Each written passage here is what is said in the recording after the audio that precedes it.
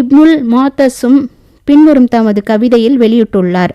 விட்டுவிடு சிறு பெரும் பாவங்கள், முற்றிலுமாய் அதுவே இரையச்சம். செயல்படு முட்களின் பூமியில் நடப்பவன் போல் மிகுந்த எச்சரிக்கையாய். கருதிவிடாதே சிறு பாவத்தையும் சாதாரணமாய். ஏன் தெரியுமா? பொடி கற்களால் தான் பெருமலைகள். ஒருவர் அடைகிற நன்மைகளின் முதன்மையானது இரையச்சம், தக்வாதான். மற்றவையெல்லாம் அதற்கு அடுத்தவையே என்பது பின்வரும் நபிமொழி உணர்த்துகிறது.